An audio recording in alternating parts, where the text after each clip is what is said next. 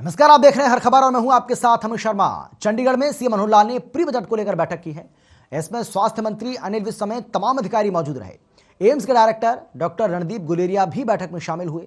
CM Manohar Lal ने कहा है कि स्वास्थ्य सेवाओं से संबंधित प्राथमिकताओं पर आने वाले बजट में जोर दिया जाएगा ताकि हर नागरिक को बेहतर स्वास्थ्य सेवाओं का लाभ मिल सके। आपको बता दें कि मुख्यमंत्री इन दिनों सभी विभागों के साथ बजट से पहले चर्चा कर रहे हैं। इसी कड़ी में उन्होंने मंगलवार को स्वास्थ्य एवं परिवार कल्याण विभाग, चिकित्सा शिक्षा विभाग, आयुष विभाग और एनएचएम के साथ ही आयुष्मान भारत योजना के संचालन से संबंधित अधिकारियों के साथ साथ स्वास्थ्य जगत से जुड़ी हस्तियों से वीडियो कॉन्फ्रेंसिंग के माध्यम से बातचीत की।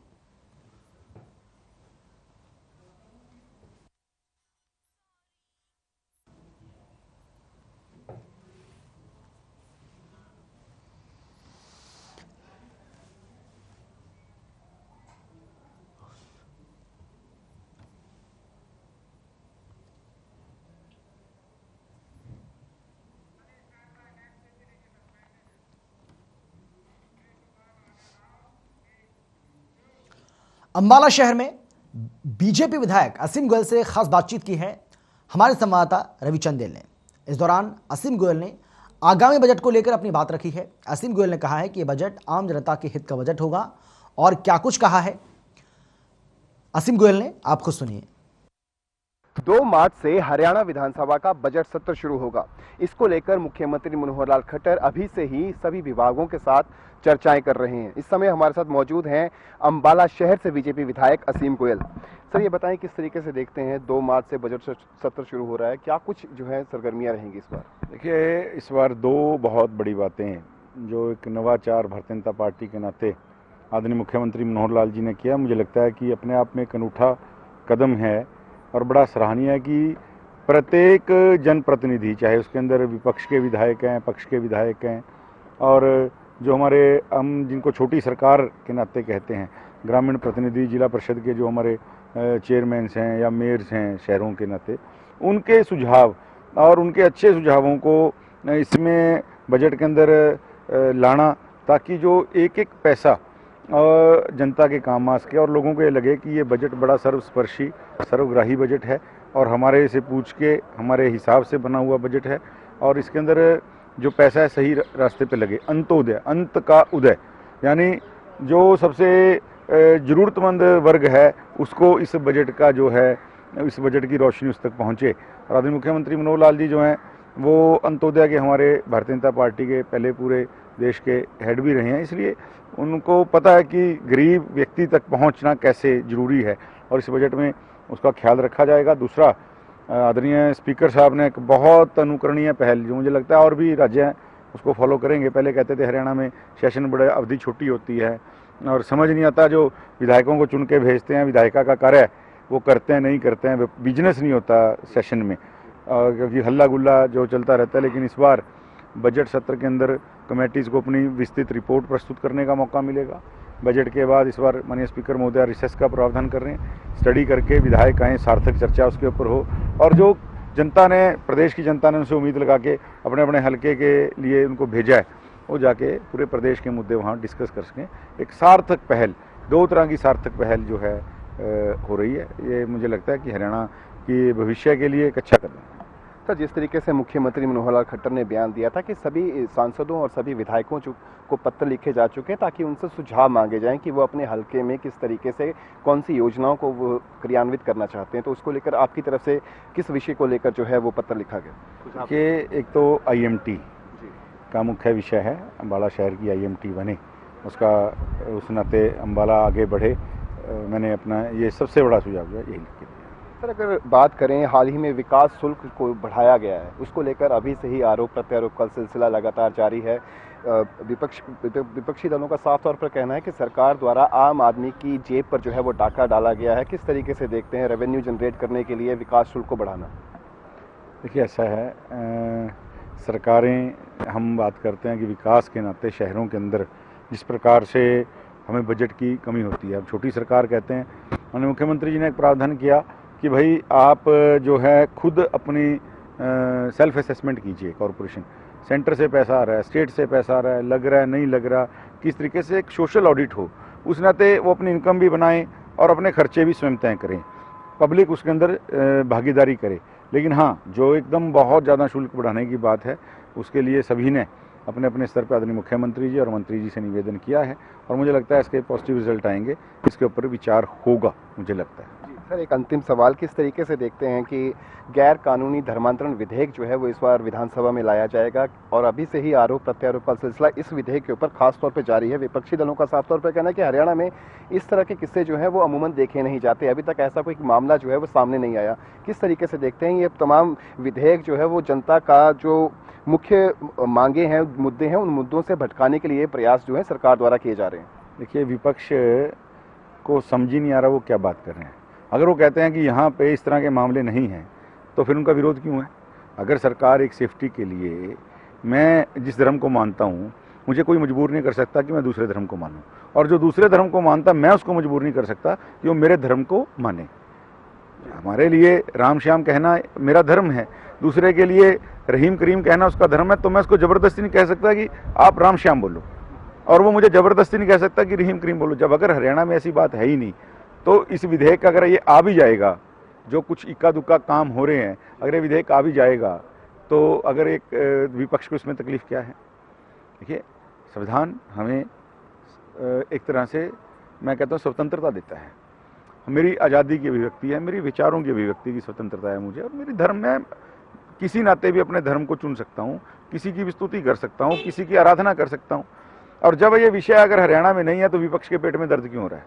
विपक्ष क्योंकि हर चीज़ को वोटों के चश्मे से देखता है। विपक्ष इस समय, विपक्ष के पास विकास के मुद्दे, विपक्ष के पास सार्थक चर्चाएं नहीं रही हैं। हर चीज़ को धर्म के मुद्दे से जोड़ के देखना विपक्ष की आदत है और वो धर्म की राजनीति के चक्कर में पड़ के उन्होंने, मेरा ये मानना है, आपस के अंदर जो असली वैमनस्य अगर खड़ा हुआ है, खाई अगर बड़ी है दोनों धर्मों में, तो केवल और केवल उसके लिए विपक्ष की ये जो काली मानसिकता है यही जिम्मेवार है। जब ये सत्ता में थे तब उस तरह की नीतियां बनती थी कि खाई बढ़े, अब ये विपक्ष में हैं तो उस तरह के सवाल उठाते हैं कि खाई बढ़े। इन लोगों ने कभी सौहार्द की, भाईचारे की राजनीति की नहीं है, इन्होंने केवल बंटवारे की राजनीति की है और मुझे लग रहा है ये अपने आने वाली पीढ़ियों के लिए जो कांटे बोके जा रहे हैं। बहुत बहुत शुक्रिया। तो ये थे हमारे साथ अम्बाला शहर से बीजेपी विधायक असीम गोयल, जिन्होंने हर मुद्दे पर अपनी राय रखी और उन्होंने कहा कि जिस तरीके से प्रदेश के अंदर जो है विकास शुल्क बढ़ाए गए हैं उसको लेकर सभी विधायक जो हैं वो अपने अपने स्तर पर मुख्यमंत्री के से इस मामले पर बातचीत करेंगे और जो शुल्क जो बढ़ाया गया है उसको कम करने की गुजारिश की जाएगी। चंडीगढ़ से हर खबर हरियाणा के लिए रवि चंदेल के साथ कैमरा पर्सन किशन। हरियाणा विधानसभा के बजट सत्र को लेकर सत्ता पक्ष और विपक्ष तैयारी में जुटा हुआ है। एक तरफ जहां CM Manohar Lal pre budget पर बैठक कर रहे हैं तो दूसरी तरफ कांग्रेस विधायक दल की भी बैठक हुई, जिसमें कांग्रेस ने बजट सत्र में सरकार को घेरने की रणनीति बनाई।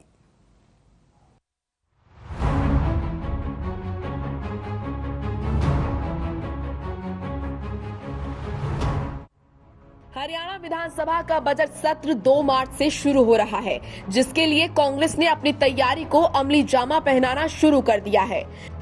चंडीगढ़ में एक बार फिर से कांग्रेस विधायक दल की बैठक हुई, जिसमें कांग्रेस ने बजट सत्र में सरकार को घेरने की रणनीति बनाई। कांग्रेस की ओर से विधानसभा में महंगाई, बेरोजगारी, किसान, बुढ़ापा पेंशन, अवैध माइनिंग जैसे मामले उठ सकते हैं। बैठक के बाद नेता प्रतिपक्ष भूपेंद्र सिंह हुड्डा सरकार पर जमकर बरसे। हुड्डा ने कहा कि हरियाणा सरकार रूल ऑफ लॉ की जगह ruling by law unlawful law बनाने का काम कर रही है। 25 साल के डोमिसाइल को 5 साल का कर दिया। हरियाणा के युवाओं को 75% आरक्षण देने की बात करते हैं, जो प्रदेशवासियों को भटकाने की एक कोशिश है। रूल ऑफ लॉ की जगह जो है it is ruling by law.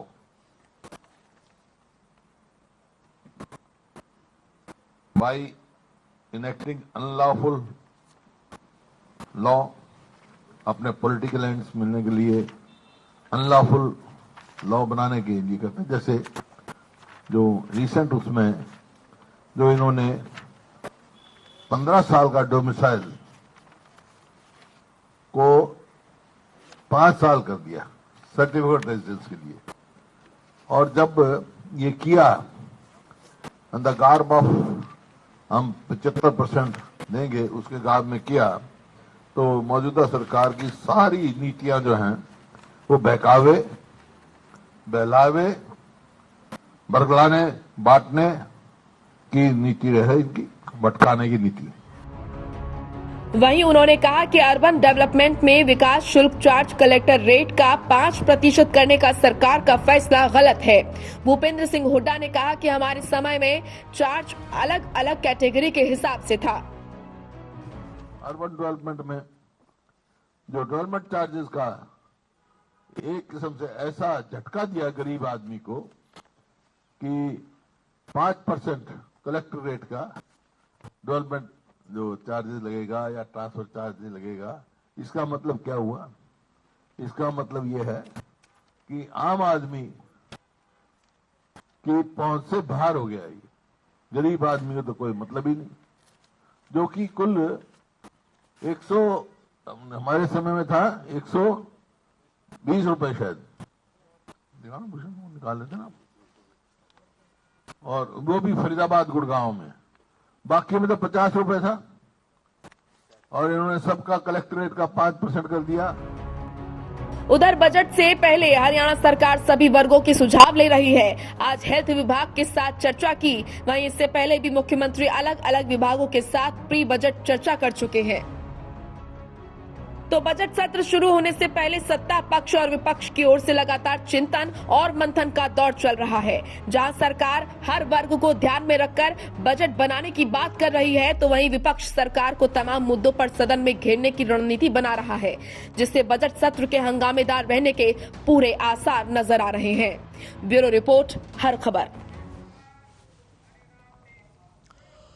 Congress विधायक दल की बैठक हुई, जिसके बाद विधायक गीता भुक्कल से खास बातचीत की है हमारे संवाददाता रवि चंदेल ने। गीता भुक्कल ने विधायक दल की बैठक को लेकर कहा है कि विधायकों से बजट सत्र को लेकर चर्चा की गई है। साथ ही उन्होंने बताया कि बेरोजगारी समेत तमाम ऐसे मुद्दे हैं जिन्हें कांग्रेस सदन में उठाएगी। और क्या कुछ कहा, सुनिए आप। 2 मार्च से हरियाणा विधानसभा का बजट सत्र शुरू होगा। इसको लेकर आज कांग्रेस विधायक दल की बैठक हुई। इसी पर चर्चा करने के लिए हमारे साथ इस समय मौजूद हैं कांग्रेस की विधायक गीता भुक्कल। मैम, किस तरीके से देखते हैं बजट सत्र शुरू होने वाला है, किन मुद्दों पर जो है आज चर्चाएं हुई? देखिए, आदरणीय चौधरी भूपेंद्र सिंह हुड्डा जी जो सीएलपी लीडर हैं, ये सीएलपी की मीटिंग है, उसके बाद भी एक और होगी। विभिन्न मुद्दों पर सभी विधायकों से चर्चा हुई है और निर्णय लिए गए हैं। जैसा कि स्वयं उन्होंने अपनी प्रेस कॉन्फ्रेंस में भी बताया है कि जो रेजिडेंट सर्टिफिकेट वाला मुद्दा है कि 15 साल वाले डोमिसाइल सर्टिफिकेट को 5 साल की अवधि की गई है, जिससे कि हमारी जितनी भी सोशल जस्टिस स्कीम होंगी उस पर इसका सारा का सारा असर पड़ेगा। बेरोजगारी एक बहुत बड़ा मुद्दा है, जिसमें हरियाणा प्रदेश जो है बेरोजगारी में नंबर 1 हो गया है। किसानों पर बार बार मार पड़ रही है, एमएसपी उनको मिल नहीं रहा है। बेमौसमी बारिश की वजह से फसलें जो बर्बाद हो गई हैं उसकी गिरदावरी हुई, उनको आज तक उसका मुआवजा नहीं मिला। कई जगह पर गिरदावरी नहीं हुई है। लॉ एंड ऑर्डर की स्थिति बदतर होती जा रही है। आंगनवाड़ी वर्कर्स, हेल्पर्स बहनें हमारी लगातार वहाँ पर बैठी हुई हैं, उनकी कोई किसी प्रकार की कोई सुनवाई नहीं हो रही है। और मैं समझती हूँ युवा रोजगार के लिए धक्के खा रहा है। तो इस तरह के तमाम मुद्दे हैं जिनको लेकर आज जो है यहाँ पर चर्चा हुई है। और आने वाले बजट सत्र में और महामहिम राज्यपाल महोदय के अभिभाषण पर हम लोग पूरी तरह से इसमें चर्चा भी करेंगे और सरकार को घेरने का काम करेंगे। अगर डेवलपमेंट चार्जेस की बात करें, डेवलपमेंट चार्जेस को लेकर बाकायदा जो है अभी से ही आरोप प्रत्यारोप का सिलसिला शुरू हो चुका है। आज भूपेंद्र सिंह हुड्डा द्वारा भी इसके ऊपर जो है कड़ा ऐतराज जताया गया। तो वहीं राष्ट्रीय महासचिव रणदीप सुरजेवाला की अगर बात करें, उन्होंने भी बीते दिनों जो है प्रेस वार्ता करके इसके ऊपर कड़ी आपत्ति जताई थी। किस तरीके से देखते हैं कि रेवेन्यू जनरेट करने के लिए इस तरीके के जो पॉलिसीज लेकर आ रही है सरकार, किस तरीके से देखते हैं? देखिए, कोरोना की मार झेल रहा हमारा हरियाणा प्रदेश पहले ही एक आम व्यक्ति, गरीब व्यक्ति, रेडी फड़ी वाला, दुकानदार, मकान वाले या जो इस तरह से वो पहले ही परेशान है, उनकी भी कोई इनकम नहीं हुई है, उनके ऊपर इस तरह से मार डालना मैं समझती हूँ सरकार के लिए ये बिल्कुल सही नहीं है। अभी तो बजट पेश होना है, बजट से पहले ही आपने हथौड़े चलाने शुरू कर दिए, तो हम इसकी कड़े शब्दों में निंदा करते हैं। वो ये दिखाएंगे कि हमने बजट में कोई टैक्स नहीं लगाया, हमने बजट में कोई किसी प्रकार का बोझ नहीं दिया। बजट पेश होने से पहले इस तरह का जो कार्य है वो पहले से ही करना शुरू कर रहे हैं। हम इसकी कड़े शब्दों में निंदा करते हैं। मैम, अगर राम रहीम की फरलो की अगर बात की जाए तो उस मामले को लेकर जो है काफ़ी आरोप प्रत्यारोप का सिलसिला भी जारी रहा कि पंजाब के जो चुनाव हैं उस पर काफ़ी इसका असर पड़ेगा। खैर, अब जो चुनाव खत्म भी हो चुके, किस तरीके से देखते हैं? अब उन्हें जज सिक्योरिटी भी जो है मुहैया करवाई गई, किस तरीके से देखते हैं? देखिए, मामले जो हैं वो कोर्ट में लंबित हैं, कोर्ट के फैसले हुए हैं और उसी के हिसाब से उनको फरलो दी गई है। तो क्योंकि मामला इस समय सब जुडियस भी है, तो ये तो मैटर ऑफ मतलब कोर्ट का मामला है, इसमें ज़्यादा समय कमेंट नहीं कर सकती। मैम, अगर 5वीं और 8वीं की शिक्षा बोर्ड की अगर बात की जाए, हाल ही में लगातार जो है प्राइवेट स्कूल एसोसिएशन और पेरेंट्स एसोसिएशन द्वारा लगातार जो है विरोध किया जा रहा था कि 8वीं की बोर्ड की परीक्षा ना ले, और उनका साफ तौर पर कहना था कि सरकार जो है रेवेन्यू जनरेट करने के लिए इस तरीके के पैंतरे अपना रही है।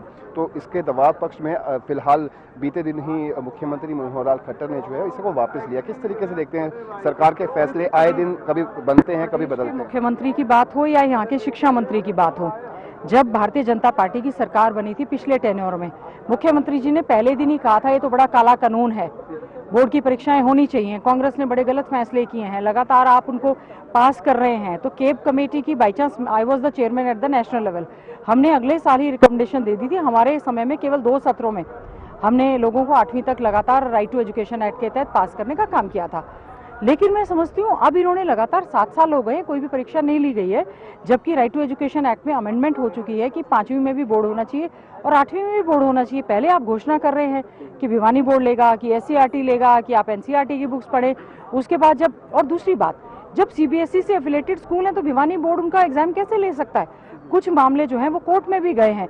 तो सरकार इसमें क्योंकि गंभीर नहीं है, कभी फैसले लेती है, कभी पलटती है, कभी पलटे हुए फैसलों को दोबारा लेती है।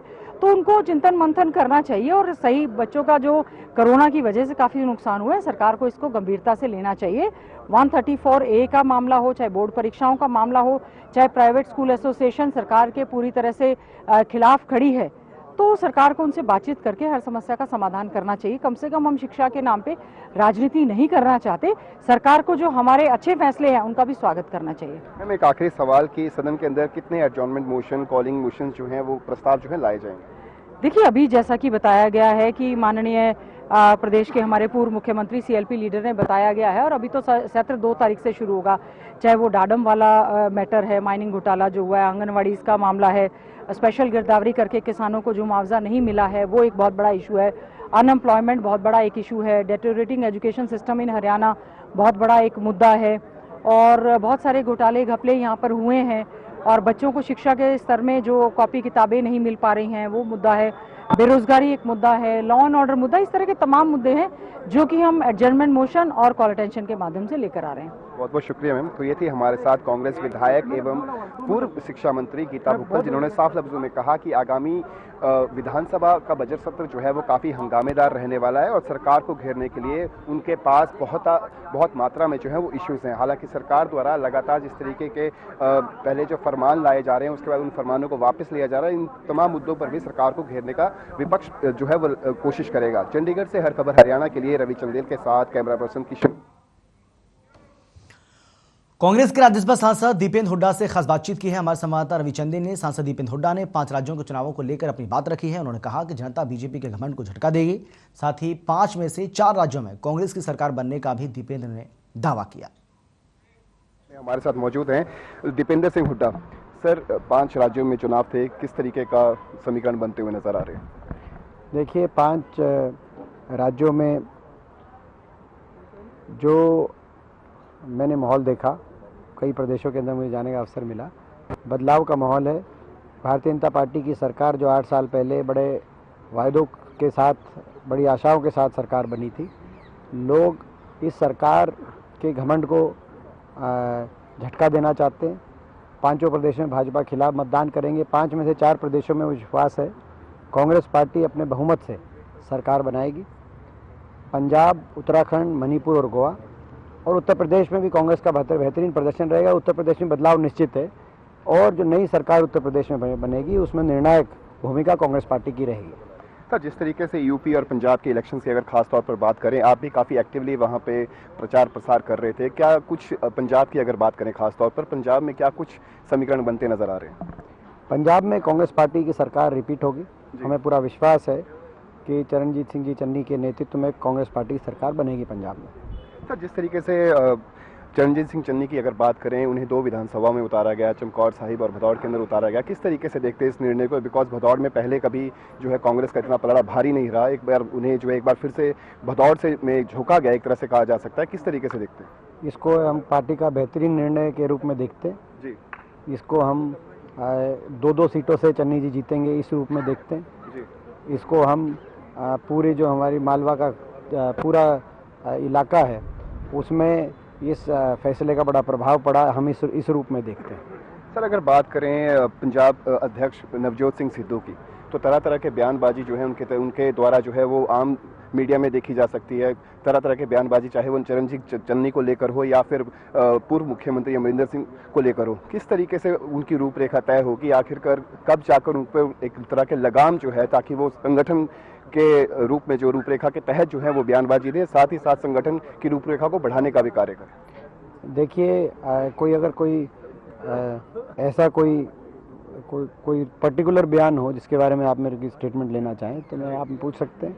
बाकी सिद्धू जी हमारे पार्टी के अध्यक्ष हैं, कांग्रेस के पंजाब प्रदेश के, चन्नी जी हमारे मुख्यमंत्री हैं और इस टीम के नेतृत्व में कांग्रेस पार्टी रिपीट करेगी। हमारे साथ सांसद दीपेंद्र सिंह हुड्डा, जिन्होंने साफ लफ्जों में कहा कि 5 राज्यों में से 4 राज्यों में जो है वो कांग्रेस जो है भारी मतों से विजयी होगी। साथ ही उन्होंने कहा कि पंजाब के अंदर जिस तरीके के समीकरण बनते हुए नजर आ रहे हैं, तो पंजाब में हर हालत में जो है कांग्रेस जो है इस बार अपना विजय परचम लहराएगी। चंडीगढ़ से हर खबर हरियाणा के लिए रवि चंदेल के साथ कैमरा पर्सन।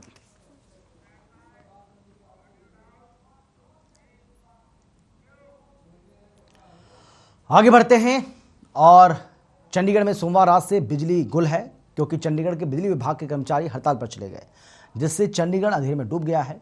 एक रिपोर्ट आपको हम दिखाते हैं और समझाते हैं कि आखिर लोगों को इससे कितनी परेशानी का सामना करना पड़ रहा है। चमचमाते चंडीगढ़ की रात सोमवार से काली हो रही है, घोर अंधेरे वाली, क्योंकि हरियाणा पंजाब की राजधानी चंडीगढ़ में बिजली विभाग में निजीकरण के खिलाफ कर्मचारी लामबंद हो गए हैं और शहर की बिजली काट हड़ताल पर चले गए हैं।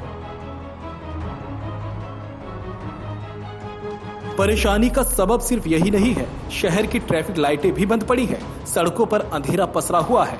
दरअसल बिजली विभाग में निजीकरण के खिलाफ कर्मचारी हड़ताल कर रहे हैं और सोमवार रात 12 बजे से बिजली काटकर हड़ताल पर चले गए। शहर में हालात इतने बुरे हैं कि बिजली काटने की वजह से ट्रैफिक लाइट भी बंद पड़ी है, जिससे लोगों की परेशानियां दोहरी हो गई हैं। वो तो भला हो ट्रैफिक पुलिस का, जो दिन रात सड़कों पर मेहनत कर रही है और चंडीगढ़ को जाम से बचाने के लिए दिन रात एक किए हुए हैं। हमारी जो बिजली की जत्थेबंदी यूटी पावर यूनियन है, काफी लंबे टाइम से हम इस प्राइवेट के खिलाफ जो है संघर्ष कर रहे हैं। जब से सरकार ने अभी बिजली का बिल जो है पार्लियामेंट में अमेंडमेंट नहीं हुआ है, वो पास भी नहीं हुआ है, उससे पहले ही सरकार चंडीगढ़ में भी और बाकी यूटी में जो है केंद्र सरकार के इशारे पर जो है जो प्राइवेटाइजेशन की जा रही है, उसके विरोध में पूरे देश में ये एजिटेशन चल रही है। इसी कड़ी में जम्मू कश्मीर में एजिटेशन हुई है, पौंडीचेरी में एजिटेशन हुई है और सरकार यूनिफॉर्म पॉलिसी बनाए बगैर जो है चंडीगढ़ को सारे रूल छक्के टांग के जो है 100% जो निजीकरण कर रही है। इसे पब्लिक का बहुत बड़ा नुकसान करने जा रही है। हड़ताल शुरू होने के साथ ही सेक्टर 40, 45 समेत अन्य हिस्सों में कई अन्य सेक्टरों में बिजली बंद होने से लोग खासा परेशान हैं। इंडस्ट्रियल एरिया, सेक्टर 29, 30, 27 सहित कई हिस्सों में बिजली गुल है। वहीं पंजाब एवं हरियाणा हाईकोर्ट ने चंडीगढ़ में ठप हुए बिजली व्यवस्था का स्वतः संज्ञान लेते हुए प्रशासन के सीनियर स्टैंडिंग काउंसिलिंग से यूटी में बिगड़े हालातों के बारे में और बिजली बहाल को लेकर किए जा रहे प्रबंधों के बारे में जानकारी देने को कहा। उधर चंडीगढ़ के हालातों को सामान्य करने के लिए हाईकोर्ट ने पंजाब और हरियाणा की मदद से हालात पर काबू पाने को कहा, लेकिन इन सब के इतर बिजली कर्मचारियों की हड़ताल ने चमचमाते चंडीगढ़ को अंधेरे में जरूर डाल दिया। चंडीगढ़ से हर खबर के लिए रवि चंदेल की रिपोर्ट।